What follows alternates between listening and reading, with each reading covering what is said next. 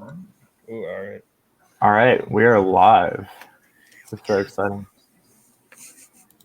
All right, I'll wait for Tyler to do his little. All right, let me double check to make sure it's going on Facebook. It's on Twitter. All right, we are live, ladies and gentlemen. Woo-hoo. All right, here we go.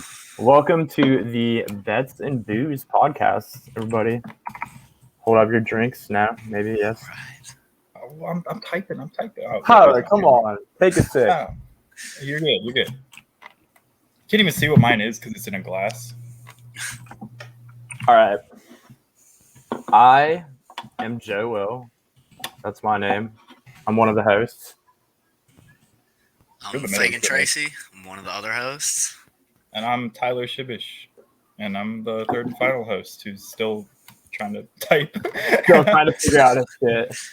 So basically the general explanation of this podcast, I tweeted about it and put it on Facebook earlier, is it'll be a weekly podcast that we do Thursday nights around 7:30.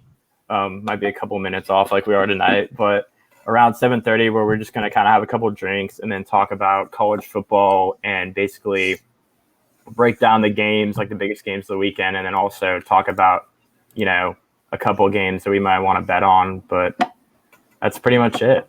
So I'm going to take another sip and we're just going to get this ball rolling. All right. Yeah, I'm all good too. So I'm all caught up now. Yeah. All right. So I don't know if you guys, I'm sure you saw it by now, the new top 25. Alabama stayed at 1 after their win over Ole Miss. Georgia stayed at 2 after beating the shit out of Arkansas 37-0. Iowa jumped from 5 to 3, which we'll talk about that. Definitely super questionable after their win against Maryland, who wasn't really all that good. Anyways, Penn State was 3. They dropped to 4 even after beating Indiana 24-0. Cincinnati jumped from 7 to 5 after beating Notre Dame 24-13. Oklahoma stayed at 6. I don't know how the hell that's possible because they get so close to losing every week. They barely beat Kansas State 37-31. Ohio State went from 11 to 7 after beating Rutgers 52-13. Oregon lost to Stanford, went from 3 to 8. Michigan beat Wisconsin 38-17, and they jumped 14-9. And then Fagan's favorite team, BYU, went from 13 to 10 after beating Utah State. Go Cougs. I could sense a little bit of disdain in Joe's voice as he talked about Penn State dropping below Iowa. Oh yeah, he's upset about that one. Well, I guess not to get too far into it, but Penn State to me, I feel like, they were already at 3, so I don't understand how you can drop them after they beat Indiana 24-0, whereas Iowa was at 5. Like, it makes less sense for Iowa to jump them than it would to just keep them. Like, just put Iowa at 4. Yeah. Well, I think it's partially goes back to the Wisconsin win. If you're looking at Penn State's resume, their biggest wins are Auburn and Wisconsin. And Wisconsin now, what credit does that build for them? Wisconsin's looking like they probably won't even end the season with a winning record at this point. Yeah, I was super high on Graham Mertz coming into the season. I was like, oh, he's so good. And then he is garbage, man. It's bad. That was a bad read on my part. I thought he was going to be like lighting it up. Yeah, he might still be injured or whatever, but it's kind of. Well, he has like the intangibles to be a good quarterback, but we talked about it. He's so inconsistent. Like, he has all the talent in the world. He just can't put it all together. And it's kind of similar to what my dad was saying about Penn State. You never really know. Obviously, that Wisconsin win at the beginning of the year looked good because we thought Wisconsin was going to be a good team. Mm-hmm. But I also think you can't really fault Penn State for beating Wisconsin. It's the first game of the year. The first game of the year is always a crapshoot. You're always kind of trying to get your feet underneath you and, figure out what you need to do better on both sides of the ball. So, obviously for Penn State, tough game this week against Iowa, but I'm super biased about Penn State, but I do think that Penn State is better than people are giving them credit for, which sounds weird because they're 4, but I still think they're kind of slept on. I Did don't you get? know. I just don't know how I feel about that either. Whoa. Yeah, I think I mean Let's I could be clear for a accept second. I could accept Penn State being like not getting enough respect as a number 4 team, if that makes sense. Like, but that being said, I still think Iowa wins this week and Penn State drops out of the top 5. Whoa! We're not doing score predictions yet. We're just kind of going Okay. through here. Let's not get ahead of ourselves here. I gotta have a few drinks before we get into score predictions. All right. Well, then I guess you surprised with how many or how few like votes Georgia got for number 2? Because honestly, I thought they would get a couple more first place votes after they like stomped Arkansas. And I was kind of surprised. They got the same amount of first place votes, or like maybe one more than they got the week before, but it wasn't like a huge jump. I think it goes back to resume again. I mean, when you look at who Arkansas's beat, I mean, Texas could end up being their number 1 win. I mean, and we don't even really know what Texas is going to be. We really won't know that until after this week. But their only other big win is A&M, who just lost to Mississippi State at home. 0-2 in their last 2. About to be 0-3 in their last 3. And they also struggled against Colorado. I mean, A&M is not looking like a good football team this year. So, I mean, Arkansas just really – it doesn't carry as much weight, which I know Ole Miss hasn't really beat anybody either, but – yeah, they also played one less game, to be fair, because they already had their bye week. And so. But I think if – oh, sorry. I was just going to say, I think if No, go ahead. Alabama didn't beat Ole Miss as much as they did, like, I mean, realistically, it was a 42-7 game, and then Ole Miss scored 2 touchdowns in garbage time. If they didn't beat them that badly, I think I could have seen Georgia like picking up a few votes here and there. But ultimately, I think they like went out there and played well enough to not move anything. And it's one of those things kind of like Penn State. Like, why would you drop them unless they lose at this point?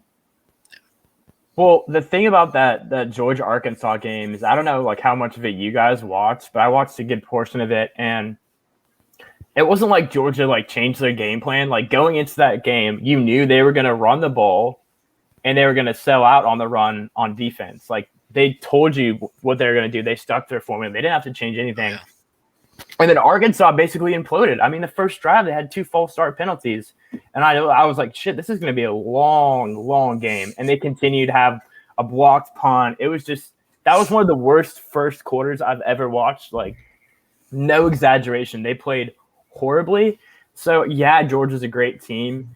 But I mean, I don't know like how great Arkansas really is after that game. Maybe they just had an off week. I mean, they were playing in Athens, which is a tough place to play. But I mean, you let Stetson Bennett have like 11 completions, and they just ran the ball the whole game. They didn't do anything crazy. Their offense just did not show up. I mean, at all. They couldn't do anything, and we knew that Georgia defense was good, but I mean, not that good. I mean, I think they really showed their true colors on defense and special teams, for that matter. I think in that game. Yeah, Georgia's a great team. I think Arkansas made them look a little bit better than they actually are. They're still very good. And then, just comparing Alabama and Georgia, I think the Alabama's win was more of a complete win. They were killing them on the ground, killing them through the air, whereas the Georgia game, like I keep reiterating, was just hand the ball off to 3 different running backs and have them all get like 80 yards. It just seemed like that. I think one of the biggest things from the Bama game was after seeing Bryce struggle against Florida after the first quarter, him playing a complete game against Ole Miss was extremely needed. And I think that the voters in the poll saw that as well. That he finally put together in a complete game, big game. It was super impressive because like Ole Miss plays a defense where they drop like 7-8 guys back every time. And so the fact that he was still able to I mean, I know I have some people, like I watched the game with my family, and my family loves to complain about like, oh, Mac Jones would have thrown a touchdown there. But like even Mac Jones isn't throwing a touchdown every play against 8 defensive backs. So I think Bryce had a good job taking what was given, and he had some nice runs and stuff. He's still so young too. I mean, he's literally a sophomore. Like it's not like sitting there and looking at Mac Jones and being like, oh, Mac Jones would have made that throw. Well, yeah, no shit. Mac Jones has been there for 4 years. Like he knows the system.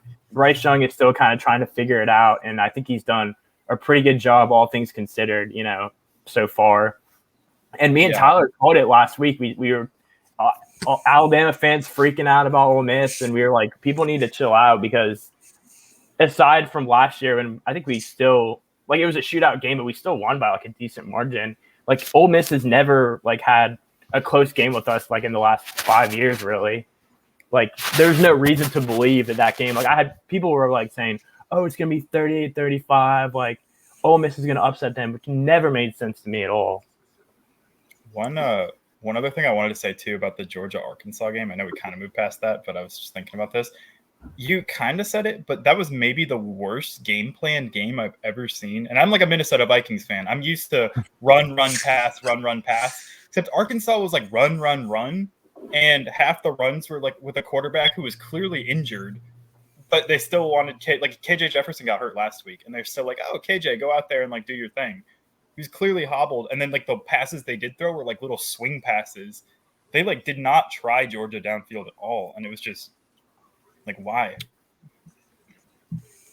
It made no sense. The play calling was horrible that whole game. But outside of these top teams, I think the most interesting with this poll this week is the back half. I mean, there's some I consider multiple surprises in the back half of the top 10. Yeah. So, I mean, I was just gonna say, yeah, BYU. I did a double, triple, quadruple take when I saw that BYU was sitting at 10. Yeah, it was super surprising. So just for everybody listening, I actually went to BYU my freshman year and am now at Auburn. So I've got a little bias towards BYU and Auburn. 2 Bama guys and an Auburn guy on the podcast. Yeah, let's see how quickly this thing goes into the ground.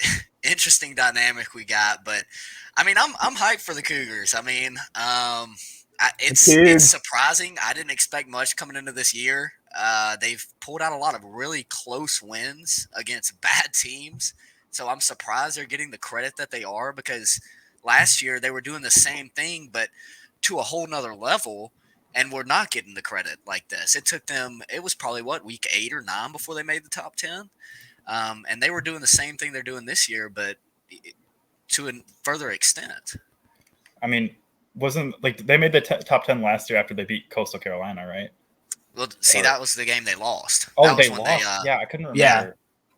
Shoot. The Mullets versus Mormons game. For that Coastal game, I mean, they were doing the exact same thing that they're doing this year, but beating teams by 30 or 40. When this year, they've only got a couple wins by double digits against some bad teams. And now, I mean, they're going to have a big challenge this week. We might talk about that a little bit more, but I mean, both quarterbacks are down right now, but the last thing I read was that Jaron Hall is probable. So BYU might just keep climbing up there, especially with a guaranteed loss from one of the top 5 teams. Who knows?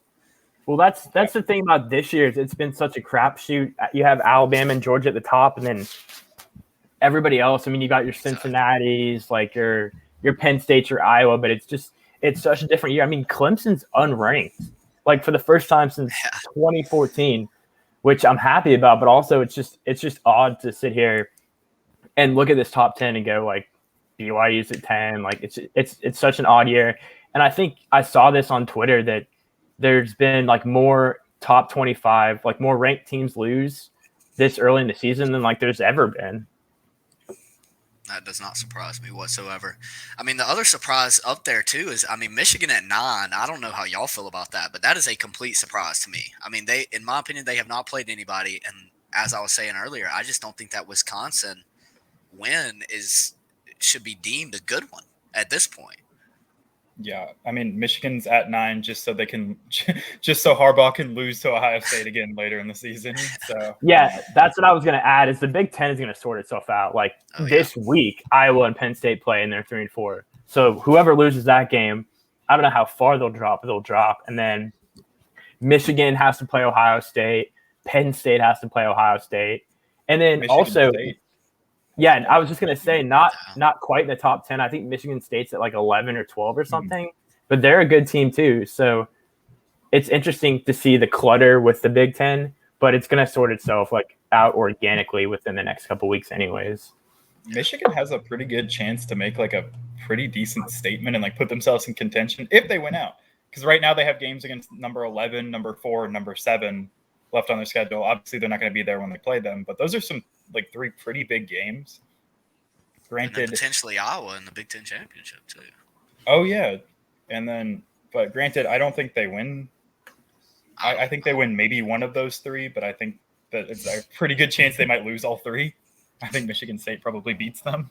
Well, I think a good point to bring up too is just kind of how messed up the Big Ten, the Big Ten West and the Big Ten East are so messed up. Like you have Michigan, Penn State, Ohio State, all on like the east side, and then the West is Iowa, Minnesota, Purdue, Nebraska. Like I feel like they need to do a better job.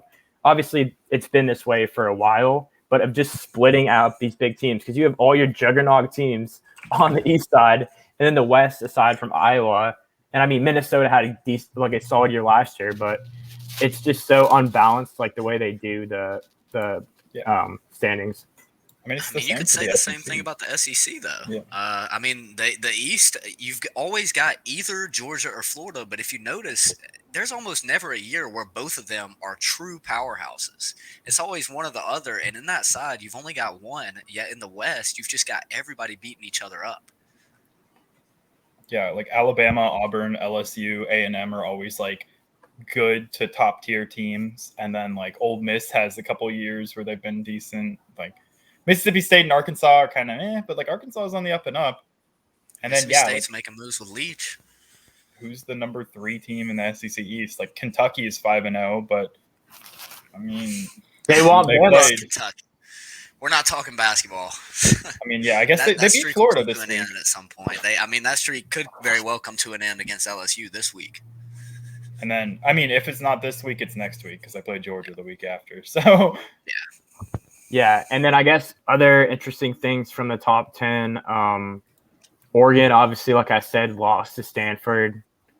You know, just your typical scheduled Pac-12 meltdown against an unranked opponent, which we seem to witness every freaking year. And I was drinking the Oregon Kool-Aid too. Like they beat Ohio State, solid win at Ohio State, and then they go and they lose to Stanford. I mean, granted, they kind of shot themselves in the foot and completely lost that game at the very end. Like they could have easily won that game, but still, like complete just blown season right out the window just by losing. The Pac-12 always seems to like shoot itself in the foot. Whenever there's like a Pac-12 playoff contender, another random like unranked Pac-12 team will just beat them, and then they'll drop out of the top 4 every single time. It's always like Oregon State or one of those teams just comes out of nowhere and picks up a win against whoever was dominating the league. Yeah, I mean, like now it's Stanford, for example. Like, I mean, you know, they had what Davis Mills last year, but they don't have Davis Mills anymore, and he's been. Ooh, lad. Sidebar, he's been absolutely terrible. He had one drive where I thought, oh, he could be decent, and then he kind of is not. One that I wanted to talk about actually was Cincinnati beating Notre Dame.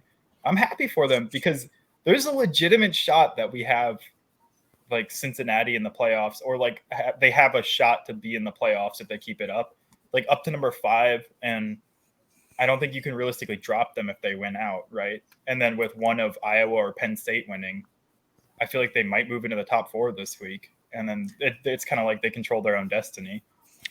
I agree 100%. I've been saying since the beginning of the year, I mean, that Cincinnati, this is their chance. I think Fickle is out of there after this year. He's going to get a big-time offer. I'm just putting that out there. And I think that if Cincinnati's going to do it, if a non-Power 5 team is going to do it, I think it's Cincinnati this year. And if they do it, then it could open the door in the future. But if they don't, if they go and cruise through the rest of their schedule and end up losing a game to somebody like SMU or UCF or something, then I just don't know when we'll see another non-Power 5 team that even has a shot. That would be objectively hilarious to be like derailed by the Gus bus at the very end of the year. Like you make it all the way, and then you have to face final boss Gus Malzahn. That's hard to say, but they're in control of their own destiny though, for sure. I just don't see any way that if they go undefeated and Notre Dame puts together a decent season. Now, if Notre Dame starts losing games, then it'll be a different story. But yeah, as long as Notre Dame stays as a 1, 2, maybe even 3 loss team, and SMU stays as a 0 or 1 loss team, then they'll have a pretty good resume under their belt, and I don't see any way the committee could leave them out. The only thing that would worry me is like Oklahoma winning this week and then maybe moving up to like 5-ish. And then I know they won't deserve it, but they're Oklahoma. So they get like a little bit of, you have to admit Oklahoma gets a little bit of a boost. And then when it comes to like picking between Cincinnati and Oklahoma, especially if Notre Dame doesn't look great at the end of the year, then I'm going to kind of completely go off the beaten path here and ask you guys a very loaded question. And because we're talking about, teams winning out, and last year there always seems to be a team like who's left out of the playoffs that maybe could have been in there, like Cincinnati last year. Do you think the playoffs should be expanded? I know that's a deep ass question. 100%. Absolutely. No, yes. It's not deep at all. That's okay. We're all on the same page. That's an easy answer. I think as an SEC fan, I do think that I'm 100% in. But now, looking from the outside, trying to take that outsider's perspective, I don't know how good of a thing it will be, because you're more than likely going to have at least 2, if not 3 or 4 SEC teams in an expanded playoff. I mean, that's why I like what was the system that was being floated around? It was like 1 from every Power 5 conference, 1 one non-Power 5 team, and then like the 2 best after that. And I think that's a pretty good system to limit the amount. Like that way you could have 3 SEC teams at the most, even if like. And that would be good. But I think you would see that. I think it would be 3 SEC teams over. I mean, they're going to take a 1-loss SEC team usually if it keeps up like it has been the last decade over any other conference's 1-loss team.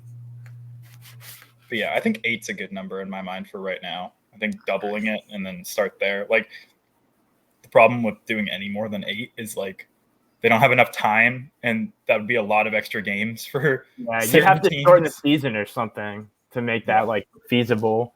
But yeah, it does suck because college football is like the only playoff it's really just kind of like this, and you basically have to have a perfect year, which is so hard to ask for a team to not slip up. I mean, obviously we've been spoiled, Tyler and I, with Alabama because they just don't lose. But I mean, we saw our freshman year when they lost to Auburn, like how much it messed the whole thing up, and they were barely able to scrape in, and they won the national championship. Like, so they proved that they belonged in. But it is hard to ask a team to just remain perfect throughout the whole year. And Oregon, I still think, is a great team. Like, they're a good team. They had a slip up this week, but unfortunately for them, there's not a good chance for them to make the playoffs unless absolute chaos ensues. Like, I just don't think that's going to happen, and it sucks for them. But that's just the way it is right now with the system. And definitely every year we seem to, get closer and closer to with this discussion about expansion in general with the playoffs. And I think 8 teams is the right number, just at least to start with, and then just see how it goes from there. I always said 8 or possibly 10, so that there is more of an incentive to go undefeated. So, nobody really had mentioned the 10-team playoff, but I was thinking about it. And I the only problem would be, if you have more than 2 undefeated teams. But I feel like there should be some sort of incentive to still go undefeated. Because I can see a lot of teams kind of taking off the gas in the championship games if they know they're already going to get in. So how would 10 teams work? Like, you'll just get the top 2 a bye. But then there'd be 6 teams left. No, so if you have 10 teams, and there'd be 8, and then you do kind of like a wild card almost, right? That lines up, doesn't it? No, right? Because if there's like 2 that have a bye, 8 teams play each other, right? And so then 4 teams are left, plus the 2 that had a bye, so that's 6 teams. Oh yeah, that would not work at all. That's why we're not in charge. top four have a bye with 12. Yeah. But that might be a little bit much. I wouldn't mind though eventually, and I know that's a long ways away, but in some way there being some type of incentives for still going undefeated. I guess it'd have to be 12 at that point or something. I mean, however it would line up, I'm not great at drawing brackets myself, but that's why we're on here talking about it. We're not actually the ones in charge of doing it. Yeah. But I just imagine there had to have been a scheduling meeting talking about exactly that. Like, hey guys, why don't we do a 10-team playoff? And everyone's doing counting on their fingers. Like, yeah, I definitely should have wrote that out before I said it. No, I mean it is confusing. Like once you start getting into the logistics of it, but like I said, glad it's not our job to figure out. The last game I kind of want to talk about or the last top 10 comment I want to make is Ohio State has kind of caught fire recently after that close loss to Oregon, and they seem to kind of have been rolling a bit. You know, CJ Stroud has definitely picked up his game and been a whole of a lot better. I mean, they beat Rutgers 52-13, which is nice to see because, you know, in a normal year, that's probably the score they put up against Rutgers. And after that loss to Oregon, they kind of struggled to, you know, put up points in the first half against a lot of teams. I will say, very sarcastically, mind you, so there's no like question at all about what I'm saying here, but like, oh, good for them. They went on a roll against Tulsa, Akron, and Rutgers. Like they're Ohio State. I would expect them to go on a roll against Tulsa, Akron, and Rutgers. Like they kind of struggled with Tulsa, honestly, or was it? Tulsa? Yeah, they did in the first half. And so, you know, then they don't really play anyone great until like 3 weeks from now. They play Penn State, or 2 weeks from now, I guess, after this one. That should be a great game. I think that I mean, if Penn State wins this week, then, you know, they pretty much. I think if Penn State wins this week and that week, like they pretty much lock up their top 4 spot, which would be pretty cool. No, they still got to play Michigan State. They have to run the gauntlet. Like they have a tough schedule: Ohio State, Michigan, Iowa. Auburn was a tough game. Like they have probably the hardest schedule out of anybody. So if they run the gauntlet and beat all those teams, and even if they like lose to Ohio State, it's gonna suck for them. Like going back to expanding the playoffs, because they're not gonna probably be in it because they're not gonna be in the Big Ten championship. And then Ohio State would obviously get the nod over them. So they have, I mean, their destiny is in front of them. All they have to do is just win all their games, which is easier said than done against some tough ass opponents.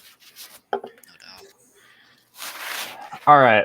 Sorry, I just had the worst pour of all time. Really? Look at this garbage. Look at that. It's gross. You were hyping up. You were talking about. You can't break out the mug and then make pours like that. Yeah, wait. We didn't even talk about what we were drinking. I'm drinking a Manly Corona seltzer. Oh, I would expect nothing less, Joe. Wow. Why? Because I wanted to get a bushwhacker at Moe's. Is that a crime against humanity? Oh, Joe, I knew it'd have to be something sweet. This man came to Auburn last weekend and only drank frozen 2 weekends cocktails. Okay. In all fairness, I had never had a Moe's bushwhacker before, so I was gonna try that.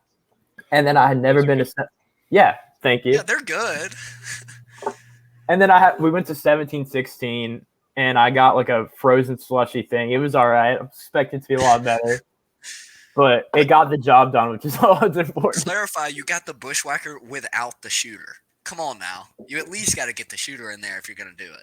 I was pacing myself because I knew I had a slushy like this big to drink, and it did a number on me, so I'm kind of glad that I was pacing myself. But I'm drinking the seltzer. I actually just texted my parents to try and see if they could bring me another one because I'm not the brightest individual and I only got one. And so we'll see how that works out. I'm not counting on anything. Fagan, what are you drinking? Keeping it classic, Michelob Ultra. Wow. And you will probably see me drink that almost every week. Big dad vibes. I'll throw an IPA in there every once in a while, but big Michelob guy. Tyler, and then I got my Wisconsin beer, the Spotted. Scotty beer. Yeah. I had to find my camera for a second. Okay. Only sell it in Wisconsin. I got it up there last time I was there. Sponsorship incoming?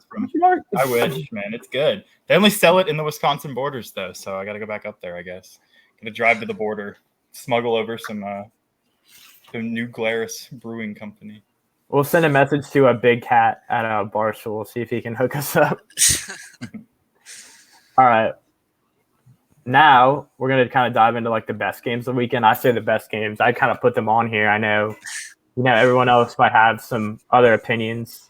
They're all ranked versus ranked, so I like that. Yeah, I mean, it's ranked games. Some of these teams might lose by a good amount, but still we'll talk about them, and then after that we can kind of talk about a few other games that are caught our eye. The first game I want to talk about is number 6 Oklahoma. They open as a 3.5-point favorite over Texas, which doesn't necessarily surprise me, but I mean, this is a historical game, like the Red River Rivalry. Wow, that's hard to say. Say that 3 times. is a big game. Texas leads the series 62-48, but Oklahoma's won the last 3. So, I mean, they've definitely had Texas's number.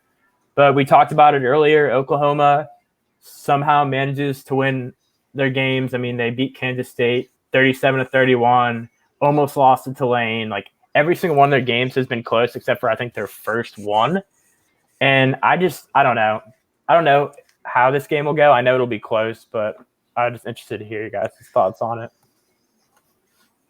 Yeah, I mean, I don't know. I definitely think it's going to be a close game. There's no doubt about that. I mean, just looking at Oklahoma's resume, I mean, I wrote this down prior. Every game that they've played and won has been by 7 or less, except for against Western Carolina. So every single team they've played, and the thing is, 4 of those were at home, and they were all 7 or less. So they've struggled even when they're at home with home field advantage, which I don't even know if you call it that anymore in Oklahoma with them chanting for the backup. But they've struggled this year. There's no doubt about it against some bad teams. But I guess we'll see. I do think it'll be close though. Yeah, I mean, I'll come right out and say they beat Nebraska by 7, West Virginia by 3, Kansas State by 6. Texas is a much better team than all of them. I'm taking Texas to win. I am. I think it's going to be within a touchdown. I'll say Texas by like 6. But by 6, okay. Yeah, so there's going to be some weird magic. Someone's going to miss an extra point or something. Or it's just be 2 field goals. But I'm taking Texas to win, honestly. I think that Oklahoma has not played anyone. I mean, the best team they played is either West Virginia maybe, K-State. And I guess you could say K-State, but Texas is a better team than either of them. Yeah, and then, I mean, Spencer Rattler's been butt cheeks. Like, he has not been good at all, which I love seeing because I don't know if you guys watched, what was that? What's that Netflix show? QB1. QB1, he was just a total dick on there. Just very, very arrogant and just, like, not a great teammate. And so I'm, like, glad to see him lose I'm glad to see him suck because he's always bothered me, and I've never really, like, bought into the Spencer Rattler hype. And then obviously, I was just going to say, obviously for Texas, like Bijan Robinson is a great running back. I mean, he averages 6 yards a carry, has like 600 yards and 9 total touchdowns this year. And he's just been absolutely carving teams up. So Oklahoma has a great defense, but I don't know. I mean, you have to be like phenomenal to be able to stop him. He's just been killing teams this year. So for my like prediction, I think Oklahoma wins by 3. I think it's close. I don't know if Texas can pull off the upset. I wouldn't be surprised, but at the same time, you know, Oklahoma is Oklahoma and Texas is Texas, and that's how it's been like the last 3 years. So who are you taking spread? There's a betting podcast here. Come on now, Joe. Give us the pick, not just the winner. I'll take Oklahoma I'll take Texas plus 3.5 points to cover the spread on that game.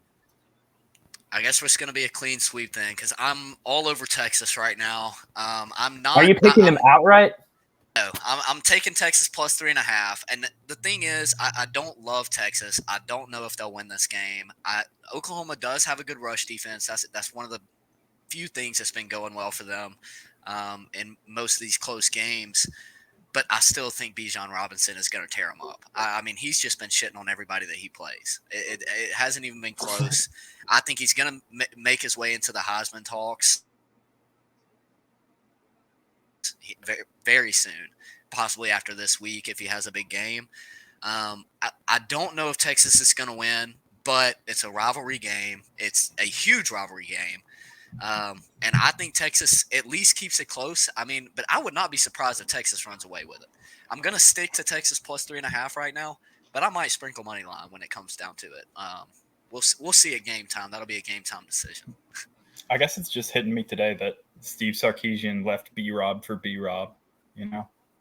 Wow. That's another thing that I don't think people are talking about enough. I mean, I think Sarkisian is going to be one of the better assistants to come out from Saban. I mean, you know, you look at all the assistants to come out from coaching under Saban, I think Sarkisian is going to be just as successful as a lot of them. Now, when they move to the SEC, I mean, that's going to be a whole new battlefield he has to deal with. But I think he's a good coach, and I think he fits the Texas culture well because he doesn't need to do his own things outside. You know, when you go to Texas, you kind of have to let the donors do their thing, and I think he's okay with that as long as he can do what he wants on the field, and I think he's a hell of a coach on the field. So Tyler, are you taking are you betting against the spread? Yeah. What are you doing? No. I'm taking Texas just to win it outright. I think Texas. Really? Yes, I think. I think Texas pulls the upset, and I think. Like I said, it's just Oklahoma's number 6. I don't think Oklahoma should even be number 6 based on the performance. I think if they weren't ranked like 4 or whatever, 3 or whatever they were coming into the season, they would be like if it was any team but like Oklahoma or maybe like Clemson winning all these games close, they would have probably dropped out of the top 10. And I think it's just realistic. Like you can't beat Tulane by 5 and then like all these other teams by like 3 to 6 points, and then. Now that your first like true test is coming up, like I just don't believe in them. I'm not a believer. And I was going to say earlier, it's kind of weird to me that like pretty much every single preseason Heisman candidate has just been struggling mightily, right? Like DJ Uiagalelei, Spencer you Rattler, just love Sam. saying that one. I do. I like the flex. You had to throw it out there. You can say the last name perfectly, so you got to. Yeah, and then like Sam Howell, like all 3 of them, I think were the top 3, right? And then Bryce Young is probably the next highest one that's like done okay. Like he's done pretty good. Yeah, I think Kuiper moved Rattler from like I think he had him top 3 draft pick for next year, and now he's dropped all the way down to like 28 on his mock draft. Yeah, I wouldn't touch that guy with a 10-foot pole. I would not want him, and that's coming from a Washington football team fan where we need a quarterback, in my opinion. But I would not take Spencer Rattler. I'm taking Taylor Heineke over Spencer Rattler. I feel so bad for the Detroit Lions of all people. I know this is college football, but like they got Jared Goff. Last year they were like, oh, we can afford to pay Penny Sewell and like not get a quarterback this year because there's plenty of quarterbacks that'll be available next year. And then like the quarterback class this next year, when they're likely to maybe have the top pick or a top 5 pick, looks awful. I mean, after this past week, Bo's looking better than a lot of them, and that's what a great transition into our next game. To say. Perfect transition into our next game, which I think we might have some differing opinions on this, but we could also be like the first game, all agree. I'll let y'all go first on this one. Okay. I'm interested in seeing what y'all have to say before I, with my biased opinion, I want to hear what y'all have to say first. All right. So number 2. Whoa. Are you sure? Oh, I mean, I had thoughts on this. No. Go. I took the first one. I want to necessarily agree. Yeah. Okay. So number 2 UGA versus number 18 Auburn. Spread is 16, right? If I'm reading that or your notes right. A lot of points. It started at 14 I think that Georgia will probably cover that. I think that Georgia will win by. My prediction was Georgia by like around 20-ish, and I think that. Bo Nix looked good last week, right? Auburn should have lost to Georgia Southern. That was not a catch, and I'm still salty about that. The ball was literally on the ground, and they should have lost to Georgia Southern. And I think Auburn's lucky to be top 25 right now. They were a missed call away from being unranked. And I don't know. I don't think Bo Nix is going to get away with doing what he did last week against Georgia's defense. We talked about it a lot.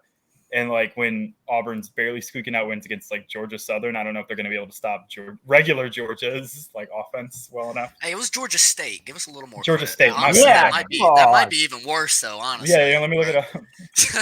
that was definitely Georgia State's only got 1 win, and we almost lost to them. But yeah, hey, we ended up winning by double digits, though. Just look at the score. Yeah. Just look at the score and nothing else. Don't worry about the game. Just look at the score. Yeah. The only thing about this game is one, it's being played in Jordan Hare. I don't know if that Jordan Hare voodoo only applies to Alabama or if it applies to other teams. And then also the thing about Auburn is they just seem to play to their opponent, whether they're playing Georgia. What is it? Georgia State. We said it was Georgia State, or it's a tough team like Georgia, like actual UGA. I feel like they're always going to play to their opponent's like level. And so I always look at these games and I'm like, 16 points is a lot. Yeah, Georgia is not going to miss the tackles that LSU missed on Bo Nix. But also, I don't know. Like, my gut feeling says that Georgia's going to cover the 16 points, but also there's that little voice in the back of my head that knows what Auburn is always capable of doing. And then I think Auburn, I will say, like, so far, I've been very impressed with Brian Harsin. I know a lot of Alabama fans, when they hired him, were kind of calling him Coach Wikipedia, and they were dogging on him. But I think so far, he's already establishing, a solid culture for that team. And I think it'll continue to get better for them. I don't know if it'll, his culture will allow them to upset Georgia this week, but I don't know. It's a tough thing to ask for. I mean, who knows what Bo Nix will get this week? Yeah.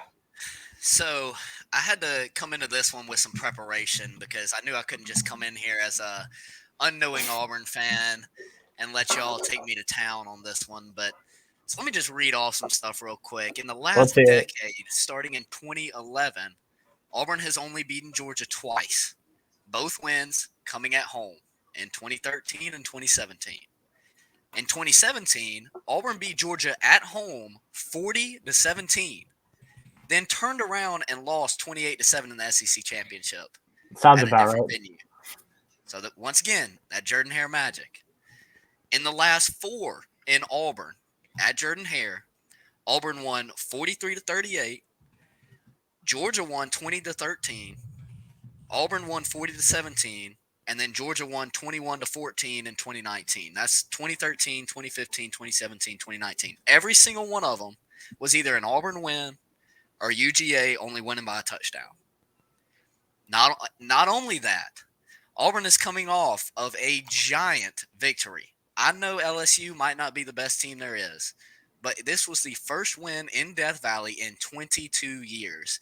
There is momentum that comes with that. Bo is solidified as a starter. We don't have quarterback questions anymore. Now, with all that being said, I'm taking Georgia. As simple as that. Look, and I'm going to get a lot of shit for this from all my buddies. There's just no way, and I probably won't bet on this. I mean, honestly, I'll probably last second get a little drunk and throw some money on Auburn. But I cannot, in my right mind, tell anybody else to take Auburn in this game. We don't match up talent-wise. We don't match up at all whatsoever at any position. At any position. They have us beat everywhere. I mean, and just to throw out some stats from the Auburn-LSU game for my Auburn fans that are going to try to come at me, Auburn has to be able to run the ball to win a game. Like, as simple as that. Bo's not going to be able to run around like he did against LSU, just scrambling around the pocket. He's not going to have time to do that against this Georgia defense. We have to be able to run the ball, and we couldn't even do it against LSU. Jarquez Hunter ran for 65 yards against LSU. His longest rush was 44. So without that, he only had 21 yards rushing. Tank only ran for 27 yards. His long rush was 11. So he only had 16 yards rushing without it. So without 2 runs, we're talking about only 37 yards rushing from our running backs. We have no chance against Georgia if we run the ball like that. Now, if we get in there and we can run the ball well and give Bo a little bit of time and have a decent defensive play, then, yeah, we've got a shot to at least keep it close and possibly win the game if the crowd gets into it. But I just cannot, in my right mind, tell anybody else to bet on Georgia. Like I said, I'll probably end up – to bet on Auburn. I'll probably end up betting Auburn last second. That's just what we do every week. But I cannot tell anybody else to do the same thing. I hope Auburn wins. I will be cheering for Auburn the whole way. But I cannot sit here and tell anybody else to do the same thing that I'm probably going to do. So we're all going with our guts and taking UJ by 16. Yeah. I think LSU is a horrible team this year. I think Coach O is on his way out, and we barely squeaked by them. Honestly, probably should have lost that game. Should have lost to Georgia State the week before. And personally, I don't think the Penn State's that great of a team, even though we kept it close. Whoa! Man. I mean, in comparison to like Georgia, like that's my thing. Like we still lost by 8 to Penn State. Sweet. I got a There's special no drink telling delivery. what we could lose by to Georgia. That's the thing. I mean, I'm not saying that. Like, I'm not saying at all that Penn State is a bad team. I'm just saying in comparison to Georgia, Alabama, who are the number 1 and number 2 teams, that is solidified. We lost by 8 to Penn State. There's no telling how much we could lose by to Georgia. Yeah. I like the research. It was really well prepared. I had to bring in the stats. Stats because I knew Joe would think I was taking Auburn, and like I said, I probably am. But I just can't tell anybody else to do that. I do want to point out too, though. I looked up the 2 wins. 2017 was a great win before. Losing in the. But 2013, Georgia was an 8-5 team, and with all due respect, this is not an 8-5 Georgia right now. This is a much better Georgia right now. Yeah. And I do have to ask though. So I haven't caught every Auburn game like I'm sure you have. Like I only how dare you? Pretty much. I know. I only caught like pretty much the end of the Georgia State one. And what happened to Tank Bigsby? Wasn't he a Heisman candidate or like a dark horse Heisman candidate coming into the year? The thing with Tank, I think he had a little bit of an injury that they wouldn't really talk about, and I think that's why originally Hunter started getting more carries. Tank was a dark horse Heisman candidate coming into the year. We all, down here in Auburn, we praise Tank's name. He's the man down here, but. He's just kind of struggled, but I don't think it's on him. It's all on the offensive line. The offensive line doesn't give our running backs any holes, and they don't give Bo any time. And you could even see that against LSU. I know Bo looked amazing, but realistically, those were not good plays. The offensive line was getting beat every single snap. Yeah. So until the offensive line improves, I don't see how we have a shot. And I think we have one of the best backfields in the SEC and possibly in the country with Jarquez Hunter and and Tank, but until the offensive line is better, it doesn't really mean anything. No, yeah, that makes sense. You see it a lot in the NFL, like two of Joe's favorite running backs, I'm sure, Saquon Barkley and Najee Harris, both of them running behind like kind of garbage cans, and they're not doing well. So, makes sense. And yeah, I guess I had heard that Tank had some sort of injury, but that makes sense. How he went. Yeah, they never really talked about it. They won't really say what it is/was. but he only had 4 carries against LSU, which I thought was shocking. We only ran the ball 11 times. If I remember right, I think Jarquez had 7 and Tank had 4 carries. But now Bo ran for 74 yards just on some bullshit. But he ran for 74 yards on like one play, running backwards. Yeah, that's what I'm saying. Bo had like 12 carries for 74 yards, but half of those were sacks and the other were just giant plays that shouldn't have happened. Yeah. And then I guess we have the one that Joe and I are probably interested in talking about. Number 1, Alabama favored by 18 and a half probably. Number 18, Texas A&M, interestingly enough. I guess I'll just say 18 points is a lot. Texas A&M has looked really bad over the last 2 weeks, and emphasis on really bad. Like they've looked horrible. I think I'm taking Alabama to win by over 18 and a half. Like I'll take Alabama to cover that pretty much every day of the week. Alabama's been putting up. We have a streak of like 30 plus games putting up 30 points, and Texas A&M's offense has just been absolute garbage. The only thing that I could see like interfering with that is maybe like you said, like you pointed out with Auburn, if the crowd gets really into it. Like Kyle Field's a pretty hostile environment. A lot of SEC schools are like, Jordan Hare, Kyle Field, like Death Valley, all this stuff. But I just don't think that A&M has. A&M has no shot at winning in my mind. I don't want to say like this is going to look really bad if we end up losing somehow. But I think Alabama covers easily pretty much all day of the week. Yeah, I agree. I think Alabama obviously is going to win. It does make me nervous because I feel like we have a history of letting teams kind of creep back into the game in the second half because we take our foot off the gas pedal. But I do think Alabama is much better. There's nothing that Texas A&M does that really like worries me. Isaiah Spiller, he's a running back, correct? If I'm wrong. I think he still is. He's the only like really bright spot on that team. Their offensive line's been horrible. ever since Haynes King went down, Zach Calzada has been absolutely horrible. And I mean, the fact that they lost to Arkansas and then Arkansas went and got blown out by Georgia is also, I think, kind of works in Alabama's favor. I just think Alabama blows them out, and I'm definitely taking Alabama. I think it's actually minus 18.5. I might have, when I made my bet, like bought that half point back just because, like, you never know. 18.5 is a weird number. It was 18 last I looked. Okay, I can remember. Yeah. I mean, it's been moving a little bit. All the lines have. I mean, back to the Auburn, it started off at 14.5 and has already moved to 16 and is keep going up. But in Bama, I think was the same way. I think it started around 17 and has already moved up to 18.5. Yeah, and we talked about Bama. They had that impressive win last week. The only thing with them that, is very unfortunate is they lost Jason McClellan for the year, and he's been absolutely lightning in a bottle for them so far. And then also, I think Drew Sanders isn't playing this week. I don't think it's probably a week-to-week thing. So he's not out for an extended period of time, but it does really suck to lose Jason McClellan.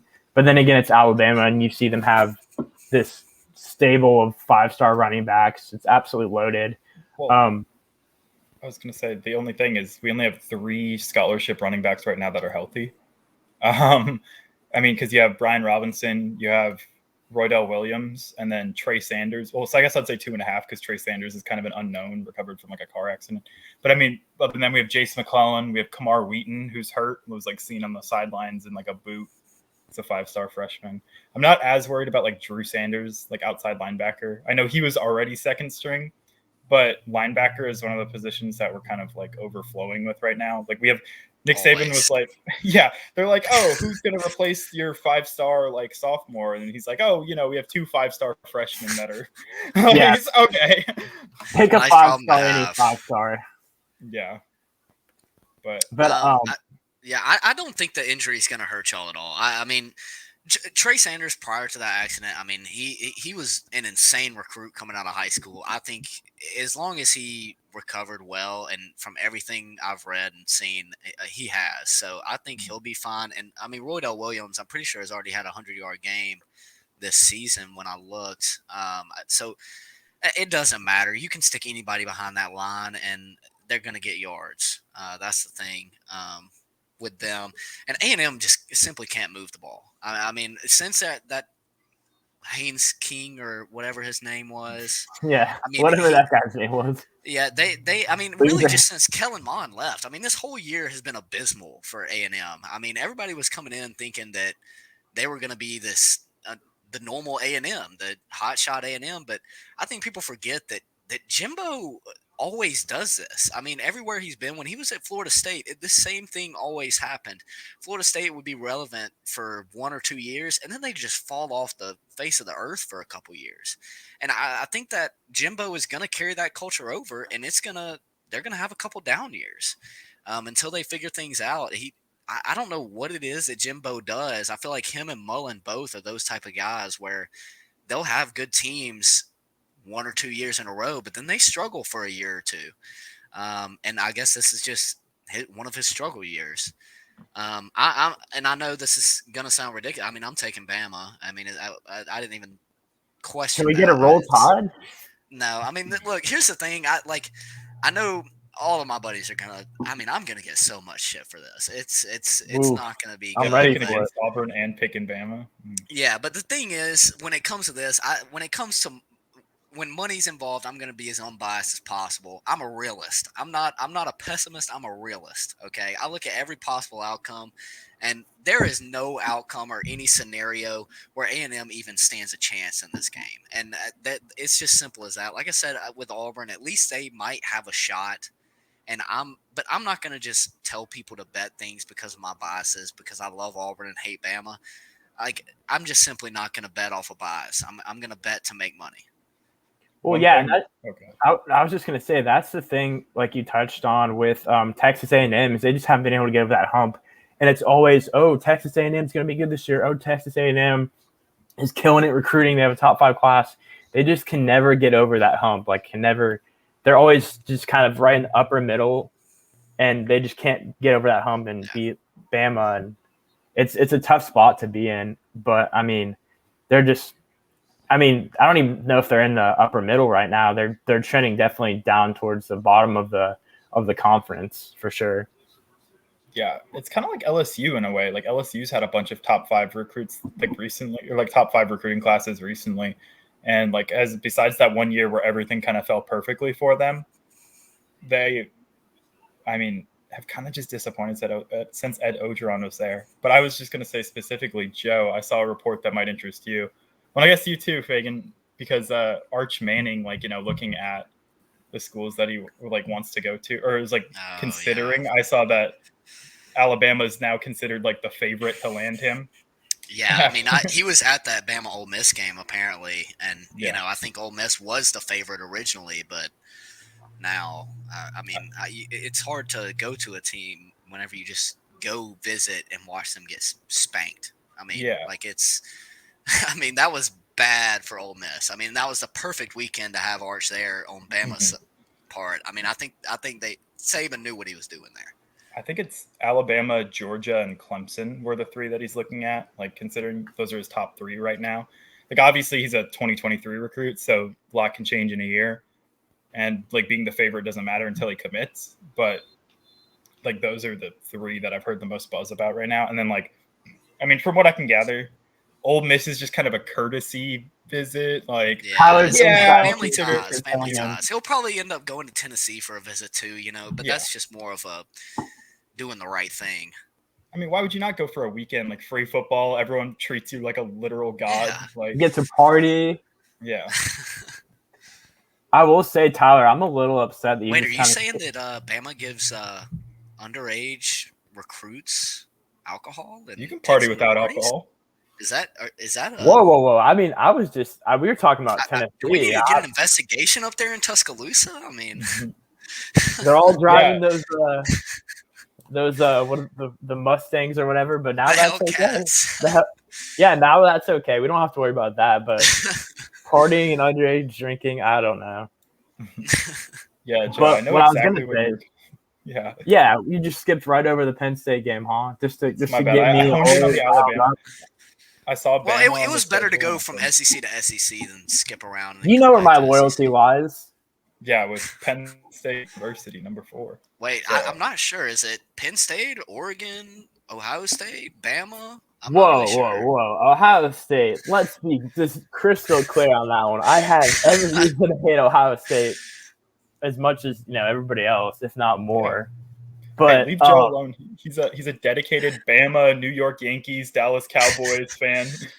Duke, I gotta keep my. my teams are strange. Like I'll tell you that. Like, but the thing is, I always say being from Bama is nice because we don't have pro teams, so I can just kind of. When I was younger, I could just pick and choose who I wanted. So I mean, my teams are. I mean, I go for the Suns in the NBA, the Cowboys in the NFL, and then the Braves and in the MLB, and then Auburn and BYU is college. But mine are random, but I don't know if they're as random as yours. No, I feel that though. Like coming from St. Louis area, I lived in Germany for like half my life too, so I didn't grow up with like a lot of sports. So I lived in Minnesota for a bit, so I'm a big Vikings fan. Minnesota, and then the Cards are here, obviously, and then the Blues. But then basketball, like I didn't have a team until recently, and then I was just like, I'm just gonna follow the Warriors because I love Steph Curry. Oh my god! Thank God this isn't a basketball podcast. No. Hear me out. I strategically waited until they weren't good anymore because I didn't want to be a bandwagon. What? They were only not good because Klay Thompson's been hurt. Okay, we're not going to get into that. We'll have to have a separate discussion about that. No, the Suns are probably my second favorite team, honestly. So. Because now they're good. I've been a Suns fan since they were good. No. Okay, yeah, I can see how that would come across. You can ask anybody I went to middle school with. I have been with the Suns since then, and it has been a horrible experience until this past year. See, whatever. I'm a Wizards fan. I don't want to hear any of it. If I had a local team, I would gladly support it. But this ain't 2K. We don't have a St. Louis expansion team yet. That's true. All right, but yeah, hit us with the Iowa Penn State. Complete just way out. Yeah, we just went off on a different path there. But I think we had one viewer. Now they're gone. No, all jokes aside, Penn State, Iowa. So number 3 Iowa opens as a 1.5 point favorite against number 4 Penn State. Home field advantage is crucial. It does seem to plays into Iowa's favor simply because it's at home. I don't think there's anything that Iowa does that like really blows me away. They solely rely on the running game. They're not great from a passing standpoint. I mean, their defense is great, but also like how many good offenses have they gone up against? Maryland was supposed to be a good offense, and then Talia went out there and just absolutely embarrassed Tagovailoa family. What do you have, like 4 interceptions or something? 5. He had 1 going into the game and had 6 total. Well, yeah, I turned it off because it was just such a shit show. But I really do think that Penn State, obviously I'm a homer, both my brothers graduated from Penn State. Penn State means a lot to my family. But I think Penn State is a really, really good football team. Offensively, early on in the year, we talked about that Wisconsin game. It kind of took them a while to get their groove, but I think they have a amazing defense. And I think offensively with Jahan Dotson, I think he's a real deal. He's, probably one of the top 3, top 5 receivers in the country overall. And then I've been really surprised with just how good Sean Clifford's been for them because he was a question mark. And I think he's the best quarterback they've had there in a really long time, as long as I can remember. And so I am taking Penn State money line to win outright. Fuck you, Iowa. Roll Tide, we are. I mean, do you have comments on that, Tyler? I mean, I've got a lot to say about this one. I'll really go quick then. I'll just say I'm taking Iowa to win. Their defense is an inspiration for white boys like me everywhere. Wait, hold on a second. Hold on. Tyler, remember what we talked about my homer picks and how they've been this year? That's true. I had to admit, I thought he was smoking the homer pack on picking Oregon over Ohio State, and they actually pulled out the upset. That being I'm said, undefeated on homer picks. This man had Notre Dame last week. He had Notre Dame last week. Yeah. Whatever. Cincinnati was that was favorite. the I don't want to easiest hear pick it. lock of all time. Cincinnati, Notre Dame is horrible. 100%. Yeah, but anyway, especially with 1.5 being the spread right now, I would not. That's just I don't see a team covering that. Yeah, that's stupid. I really don't know why that's even a thing. Yeah, you just pick money line either way. Well, I mean, they always give an automatic 3 points to the home team normally. So technically, this spread would probably be Penn State minus 2.5 if it were a neutral field. But anyway, I think I was gonna go out there and. What does Iowa do? What does Iowa do that blows you away? Don't allow other teams to score the football. They haven't played anybody. They have a better defense. They have a better defense in Wisconsin, and Wisconsin only allows 16 to Penn State. And also, Penn State's only marquee they don't win have a better was against offense Auburn, who you were publicly trash talking as not a good team. All right, I like Iowa. I just don't think offensively, yes, they have a great defense, but they just, other than running the ball, and Penn State is very good against the run, is a great defense, very underrated defense. Iowa's played Iowa State, terrible offense. Supposed to be good coming in the season. Yeah, whatever. Kent State and the Dustin Crum, he's the quarterback there. I don't even know. They're not. Their offense isn't good. And then Colorado State and Maryland, that's not. No, I was gonna say the same thing. So I'm kind of a toss up on this one. I mean, join the dark side. Come on. I had written down that everybody's banking on Wisconsin and Auburn as meaning Penn State is good. So I mean, and we don't really know there. Obviously, the Wisconsin win almost means nothing at this point, and the Auburn win we'll just have to wait to see what that means. But the thing is, Iowa hadn't beaten anyone either. I mean, they beat Iowa State and Maryland. Maryland, yeah, they were undefeated. Overranked I think Maryland. They're going to get absolutely killed by Ohio State this week. So I don't think either one of those wins mean a lot for them either. And every other win, the thing I'd written this out, Maryland was undefeated, but against all teams with losing records. So that tells you something right there. Neither one of these teams have played anybody. I personally have not bought into either one of these teams. I think if either one of these teams makes the playoffs, they will lose by 3 touchdowns plus against Georgia or Alabama. There is no doubt in my mind. If the playoffs were right now, this weekend, either one of these teams would get absolutely killed. But both of these teams would get killed by Alabama and Georgia because that's who they'd have to play. So when it comes to my pick for this game, I'm making the safe pick and I'm taking the under. I'm not touching the spread on this one. If I had to pick, it would be Iowa solely because of home field advantage. But other than that, I'm not betting the spread on this game. I'm simply not. Yeah. I'm slamming the under though. There's not going to be a lot of points. This is going to be a defensive battle. There won't be a lot of points on Iowa's end. I can tell you that. I just don't think there's going to be a lot of points on either end. Joe, let me ask you this. Does Penn State wave to hospital patients at halftime? Jesus Christ. That's Iowa does. Okay. The good guys.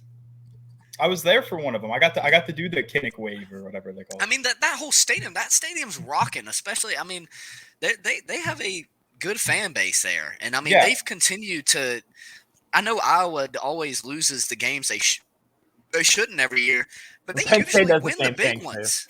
They usually win the big ones. I mean, at least they typically beat Iowa State and those other teams that. Well, I don't know. They might struggle against Iowa State. I don't know. This game is way too close for me to pick a team. Like I said, if I had to, I'd take Iowa simply because it's at home. And I didn't think Penn State was that impressive against Auburn. I think that I'm glad Auburn kept it close. As an Auburn fan, it was a great experience. But when you have that full of a stadium and that great of a home field advantage, there's no way they shouldn't have beaten Auburn by more. Yeah, it's their whiteout game. They have not done anything impressive in my mind. Yeah, I think the Auburn win was a good win. But the thing is, Iowa hadn't done anything impressive either. So that's why, like I said, I am all over this under. And it's only set at 41, but I think the final score to this is going to be like 20-13. I will say my real quick, sorry, my hot take, or I don't know how much of a hot take it is, but neither of these teams are going to be top 4 when playoffs run around, so it doesn't really matter. Agreed. I mean, obviously the game matters a lot, but it's not going to matter for playoffs. It matters right now, but I don't think it's going to matter in the end at all. I think like whichever one like wins this week is probably going to lose to Ohio State at some point this season. So I think Ohio State might just run the table the rest of the year. But even then, like, I don't know. That would be squeaking in top 4. So I don't know. I also, I mean, from the betting standpoint, I mean, I've made a shit ton of money on Michigan State this year, and so me too. You know, I've watched a lot of their games, and I don't think they're a great team by any means, but they always find a way to score. I mean, who's their running back that they transferred? Kenneth Walker. Yeah. I mean, I think that both these teams are going to have a tough time staying relevant even after, no matter who wins. Let me ask you guys this question. If this game is being played on a neutral site, who do you think would win? I'm taking Iowa either way. I wasn't even like factoring in home field. That's the only thing that worries me is the home field advantage. Like, I don't know. It's a significant advantage, but Penn State has way more I'm talent. probably taking Penn State. I agree. Talent-wise, I think Penn State's got them.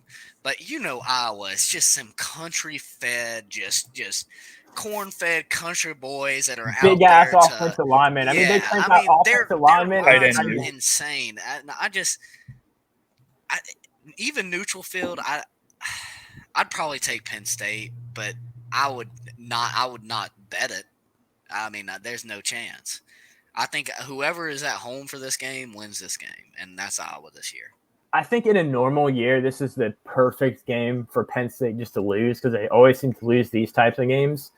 But this year, I've completely bought in on Penn State's defense has kept them, you know, kind of afloat. Whereas what has been impressive specifically? I mean, they even gave up 10 to Wisconsin, and giving up 10 to Wisconsin is like giving up 30 to a normal 10 team. points is nothing. I mean, that's like a big like one touchdown and a field.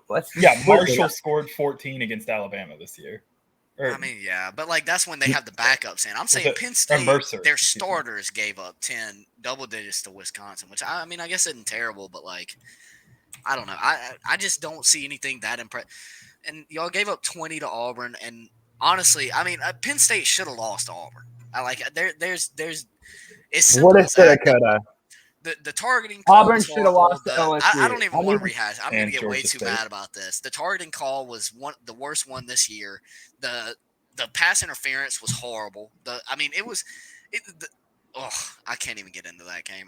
Or I'll rant about it for the next 10, 15 minutes. But I'm not bought into either one of these teams. If I had to choose, I'm taking Iowa, but I'm slamming the under. I'm taking Penn State money line because, like I've talked about, No surprise. I'm gonna keep saying it. Iowa does one thing well, and that's run the ball. One thing, and they don't even run the ball all that well. Penn State's going to go into this game. They're going to sell out on stopping the run. They're going to force Iowa to throw the ball, and Penn State has a very good, experienced secondary filled with. It's actually a mixture. They have a lot of guys that have been there for a while, and they have guys like Joey Porter who are just Joey Porter Jr. Obviously, we all know how good Joey Porter was in the NFL. Who can flat out ball. And then offensively, I think they've gotten the ball rolling a little bit more. Last week, they beat Indiana 24-0. It's Indiana, but Indiana's a decent team. And then I just think, like I said, Indiana's always competitive. I'm not saying Indiana they're like is horrible. world beaters. What do you mean? What is their record right now? Look up Indiana's record right now. I mean, they are 24-0. 24-0 is not bad though. Like against Iowa beat Indiana 34-6. Throw that out the window. Bad. They beat Indiana by more than Penn State did. I'm not gonna say anything else. I'm just gonna say that Penn State will win this game, and it's gonna surprise a lot of people because I know the popular pick is taking Iowa, but I do think Penn State will find a way to win this game because of their defense and because they have offensive playmakers, which Iowa simply just does not have. Let me just tell you, Indiana, just to throw this in there, and Indiana, I can't believe you just said that. I gotta get on you about that one. I mean, Indiana is horrible. They beat Idaho, and they beat Western Kentucky by 2. They put 24 up against Cincinnati. Yeah, but Cincinnati was like. That's the thing. Cincinnati is not great. Yeah, like I said, I'll go back. They'll probably make the playoffs if they went out there in control of their own destiny. But does that mean Cincinnati's a great team? I mean, not really. I mean, we'll see. That's a separate discussion to have. Yeah. Yeah, that's a whole nother discussion. But I just think Notre Dame was that bad.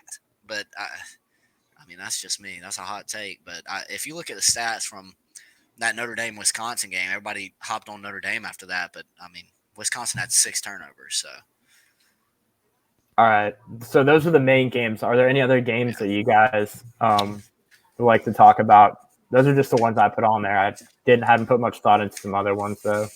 I mean, do we want to just talk about the ones that we each have on our card, or are we just that's those fine. out? No, yeah, we can just. I think we've been going for about an hour, 12 minutes, so we can just go through. I'll let you guys start out with your bet slips, and then I'll give mine. Which I mean, we already kind of just talked about all mine. Yeah, we can just each give our slips and then talk about overall before we go to the next person. I think just talk about all these games and what we think. I mean, here, let me start then because I actually didn't prepare a slip. I've been trying to bet all week, right? Joe said you'd hook me up with this bookie. I was like, I can do it through DraftKings or something, right? No, don't do that. No. But tell him. I got you. Don't worry about it. Yeah. Red 44. But anyway, so DraftKings was like, we can't verify that you're a real person. So I was waiting all week, prepared to set up. But one game I do want to talk about, and you boys have to help me the spread on this one. But Arkansas Ole Miss, I think, is going to be a pretty good game. I think it's 5.5. Oh, that is a good game to talk about. Actually, we didn't even mention is that. It Arkansas or Ole Miss? It's Ole Miss by 5.5. I'm saying the hell away from that game. I think Ole Miss covers that pretty. I think Ole Miss wins by at least a touchdown. I'm not sold on Arkansas, and Ole Miss is going to have a bounce back game. I think with there. I don't have it on my card, but that is a game I was definitely leaning Ole Miss, and I was very tempted to put it on my card. I'm probably going to bet it. I just think Ole Miss is by far a better team. I mean, they struggled against Bama, but it's Bama. Arkansas didn't just lose to Georgia; they looked dead. I mean, Ole Miss at least showed a little fight there at the end. It was garbage time, but at least they showed a little fight. I mean, Arkansas, they never showed anything. Yeah. 1 second. I'm going to go grab another drink while we continue this. Can you guys continue? You don't get special deliveries like me? No, I do not. I just went ahead and had like the setup, just brought them all with me. Just I'm surprised that my parents were nice enough to, bring me a drink. But I don't know, the Arkansas game, I thought about betting on it. I think Ole Miss will probably win that game. I don't know about the spread there, like 5.5. Like I feel like it could be a very close game and it could go either way. And so I'm kind of staying the hell away from that game. Yeah, I haven't decided. Like I said, it was almost on my card, but I just couldn't put it on here because that's going to be one of those games. I think it's at what 2:30 or is it at 6? I'm pretty sure it's later in the day. Also, just a score update. Houston is up 14-8 on Tulane, or 17-8 on Tulane right now, and Coastal is up 24-0 on Arkansas State. And I knew I should have bet Coastal, but I didn't. So that's on me. And the Coastal was only favored by 19 in that, and they're up 24-0 at halftime. Houston's up 17-8 with 3.5 minutes left. And then for the NFL game, it's still 0-0, and the first quarter is almost over. And I kind of forgot. Alex Collins doesn't look like he's playing all that great.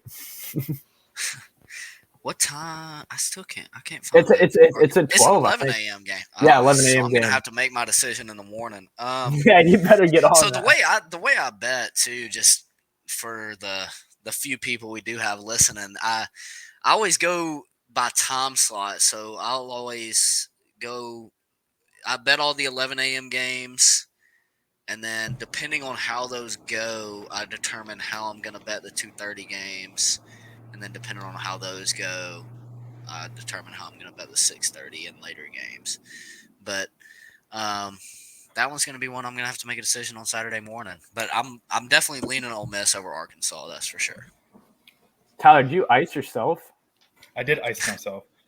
Hey man, I like the taste. It's the best flavor, red, white, and berry. It's kind of like you ever have those See, you're crapping on me for drinking this. This man's got a Smirnoff. You ever have like a Freezy Pops as a kid? I'm leaving. I don't know if I can do this podcast. I thought this was Bets and Brews, not Bets and Bitches. Ooh. Sorry, I like to enjoy my drink. No, I'm just playing. I enjoy my Michelob Ultra, but I always give Joe shit for it. Yeah, I used to be a huge like anti-beer guy, but it's really grown on me. I mean, I'm drinking this right now. That's all I'll drink. I drink beer and bourbon. That's all you need. I'm drinking this right now, but next week I'm drinking old fashioned on here. So the duality. I got to keep you on the toes. I'd go for an old fashioned. That's what we should do whenever you come to Auburn and we do it. I'm down. So I'm trying to think. Tyler, you got to come down too. We need to have an in-person show. Oh, I mean that would be electric. Yeah, it would be. But I'm trying to think of like some other game. I know you were talking about BYU potentially having a trap game this week with Boise State, right? So like number 10 BYU. Boise State is horrible. I mean, there is no doubt about that. I mean, they're a very bad football team. I guess, and that's the great thing as an Auburn guy, having Harsin come from there. And the great thing as an Auburn guy. Harsin being so successful there for a few years. And then coming here and already being successful thus far, at least. And then Boise just going to shit. I mean, they are not a good football team at all. But the thing for me is BYU, like I said earlier in the show, Jaron Hall, who's been the starting quarterback for a while now, went down. He is, last I looked, he is probable to play Saturday.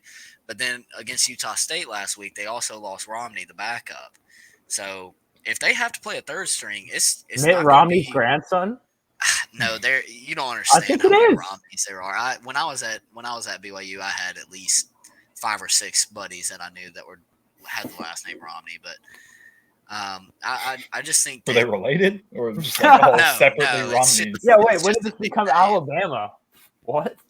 Wait, what? The cousin thing. Dating your cousins and stuff. Yeah. Oh, dude, I got so much shit for all that back there, but went right over your head. All right, so Tyler, you said you wanted to go first, and then you're like trying to figure out your bet split, man. What the hell? Yeah, you can't. Oh, I mean, I was just trying to get it, We need to know what spreads you're taking. This is bets. We need this is bets. Bush League stuff. Come on, man. Like I said, I'm an amateur, and I didn't have the spreads prepared. And I will say that. I meant to say this at the beginning of the show. At least from what me and Joe were talking about prior, this is a very, very, very amateur betting podcast by amateurs for amateurs. Like, we are not sitting here. When it comes to throwing big money, we ain't doing it. I mean, none of us are sitting here throwing a lot of cash on these games. And if anybody's thinking about doing that, don't, because don't listen to us and do it. Yeah, we have no, like I said, by amateurs for amateurs. If you want to throw $5 on it, go for it if you got it. But we are not sitting here. I mean, my unit is between 5 and 25, depending on what the game is, and I know Joe's is even less. So yeah, I mean, for me, it's just $5 and $10 parlay, like a couple, like one big parlay that if it hits pays out well, and then like more of like a reasonable parlay with a couple games, it's like $5. Like, I would never sit here. We're all kind of postgraduates, like trying to save money right now, so we're not dishing out a ton of money. So we're just kind of giving our picks and putting a little bit of money in there, but no one's sitting here going, "This is Barstool." We're not like, "Oh shit, let me throw $1,000 on that game." Exactly. Like, we do not have that money to spend. This is very amateur here. Like, we don't really know. This is just what we think. We're not telling you what to do, but like I said, like, don't be throwing a bunch of money if you happen to be listening. And that's the nice part about like the book that we use. It's not like anything crazy. We'll get Tyler on it later, but it's pretty standard. It's not like, it's legit too, because that's basic. The biggest question you're like, is made for amateurs, so that's what's nice. So. Yeah. So Fagan, do you want to give your little bet slip, and we'll come back to Tyler? Yeah. Do we want to go one by one and just talk for a sec about them, or should I just spit them all out real quick? Spit them all out, and then we'll see if there's anything catches our eye. Y'all might have some interesting takes about a couple of these. So my first one, I went in order of the time that the game's being played. So I started off Ohio State minus 20.5 against Maryland. I think they're going to absolutely kill them. I've got Texas plus 3.5 against Oklahoma. We talked about that earlier, and it made the cut. It's actually one of the only ones from earlier that made the cut. The next one is the shit bowl of the week. It's the shit bowl of the year. UConn against UMass. I am taking UConn minus 3.5. I don't know what's going on up there in Connecticut, but I won a lot of money on them last week, so I'm happy with it. And I will say, buy it to 3 if you can. It's 3.5 right now, but buy it to 3 if your book allows that. The next one will be East Carolina plus 10 at UCF. Gus is horrible down there in UCF, but that's one You just hate Gus Malzahn. You're just a Malzahn hater. Well, no, I'll explain. But my next one, and this is my lock of the week. It's Bama minus. I had it at 17.5 when I was writing this down against A&M. But the real lock, if the first half when it opens, it should come out tomorrow. If it is 10 or less, I'm putting the 4 or 5 whatever units you want to put on it. That's what I'm slamming. I mean, take the daggum. I mean, slam Bama first half if it's 10 or less. And if the first quarter is 6.5 or less, do the same thing there. But my official pick is 17.5 unless first half is 10 or less. If first half is 10 or less, take that over the game. And then my final one is a late game, UCLA minus 16 against Arizona. That's easy money. All right. Well, I'll go, and then Tyler, I don't know. Have you kind of got? I'm looking at some. I'm trying to piece something together real quick. Mine, it's not super crazy. Fagan told me to stop doing parlays, but surprise, I'm doing a parlay. It's not my usual 8-team parlay. It's just 4 teams. I took Michigan State to cover the 6-point spread against Rutgers. Like Michigan State, and every time I've bet on them this year to cover the spread, they've covered. They're a great football team. And then Penn State money line versus Iowa. That's my lock of the week. I know we've been going back and forth on that, but so Michigan State minus 6 versus Rutgers, Penn State money line versus Iowa, Alabama to cover the 18 against Texas A&M, and then Michigan to cover the 3 points versus Nebraska, which I was very surprised that it was 3 points because I'm very high in Michigan. Those were two well. lines that were very interesting. Michigan and Michigan State, I thought were extremely interesting. I thought Michigan State would be a double-digit favorite, and then Michigan. I mean, Nebraska. The thing with Nebraska is they've been kind of good. I mean, it's been kind of random, but yeah, I thought Michigan State would have been higher. I'm on that, but it just scares me that it's so low. Yeah, and I mean this, like I said, not throwing a lot of money. It's a $5 bet to win. $5 units is what we're talking on Yeah, this podcast. When I say 4 or 5 units, I mean $20 to $25. Yeah, it's a $5 bet to win $49.74. So I mean, and then that's I'll have kind of like my gut feeling parlay, and then I just did like a 16-1 that's kind of like what could happen, and it's very similar. Like usually with these two parlays, I'll just add like one or two more things. Like this one, still Michigan State -6, still Michigan -3, Penn State money line, Alabama -18, and then the only two games I added on here are Georgia -16 and Texas +3.5. So I feel like that's not really too crazy of one either, and that's a $5 win to win 170. So none of these are really crazy. I've gone out on a limb before. I guess you could consider Penn State winning the craziest one out of all of them, but pretty standard this week. All right. I found a couple of bets that I like. Right, we talked about Georgia and Auburn earlier. I like Georgia covering the spread. I think we talked about. I mean, we've already gone into that whole thing. Just Texas like straight up over Oklahoma. I think is a pretty not safe bet. I mean, obviously it's going to be a good game, but Again, we talked about this one. I like Texas over Oklahoma. Michigan State and Rutgers over under 51.5, according to the one I'm looking at. I take the over here. Michigan State, besides one stinker of a game, the lowest points that they put up is 38 in a game this season. They're averaging like 30 a game, aren't they? Or something crazy? So they had a 23-20 win against Nebraska in overtime. And then Rutgers, they held Michigan in check decently well, but the only other good team they played was Ohio State, who dropped 52 on them. So I think it'll be surprisingly high scoring.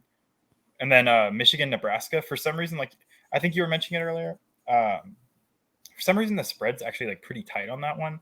I don't think it should be as tight as it is, but 3.5 is kind of a weird. I mean, it's like a field goal, right? So I'm just taking Michigan. I just think Nebraska is a little better than everybody gives them credit for. I don't think Nebraska is a good team, but they've kept it close with Oklahoma. It's a home game too. Yeah, they've kept it close with Michigan State. They've kept it close with undefeated teams. So they've just been very, very close to getting that big win. They just haven't done it yet. So I think Vegas must be thinking they'll probably keep it close again. Yeah, like when I was talking about Michigan State, their second lowest scoring game was 38. Their lowest scoring was 23-20 win over Nebraska right there. And that then was OT, last one. That was what? I think it was an OT too. Yeah, it was. It was overtime. And then last one, we talked about it again, but Alabama covering on A&M 18. It's a lot. And, Joe and I talked about this before in previous podcasts, but when you start to get pretty high spreads, it's kind of worrying because, especially with Alabama, I think they're 2-2. They might be 3-2 against the spread now. But they like to take their foot off the gas. But 18, I think, is very doable, especially after beating by Ole Miss by 21. And at this point in time, I think Ole Miss is a better team than Texas A&M is. Agreed. So. I like that one a lot too. So I think we all three had. Did you have Bama, Joe, on your card? Yeah. So we all three had Bama, but like I said, I'm all over first half, preferably if it's 10 or less. Yeah. And then same thing with first quarter. If first quarter is 6.5 or less, I'm on that. I mean, you looked at with Alabama, you look at their past couple of games, especially against Florida and Ole Miss. They the first quarter they were up 21 points or something, or at least 14 each of those games, and then kind of. Like you said, first half is good for Bama because they take they put on all their backups in the second half. They've been doing it less with Bryce Young this year. I've noticed he's been playing longer than like Mac Jones did. But Well, he's also, young. yeah, exactly. He needs the He experience. needs experience. Yeah, he's But they young still and put he's also the- a sophomore. They still put the Yeah, backups in that's everywhere else, so Yeah. that's the only thing. But I think if they're putting the backups in, they've got a comfortable enough lead to still cover. All right. Well, that's all I got. I don't know if you guys have anything else to add, but I don't think so. I think we'll post the cards, each of our cards, to Twitter, see who does the best, and we might have to be make back a next side week. bet on that. You know, loser has to do something, but I don't know. But bets and booze. Yeah. First Week time. one in the holding that drink books. up. It's been Tyler. fun. All I right. always miss my camera. I guess that's gonna be a thing. All right. Everybody have a good night. Thank you for listening. We'll be back on Thursday, hopefully in happy moods and a little bit richer.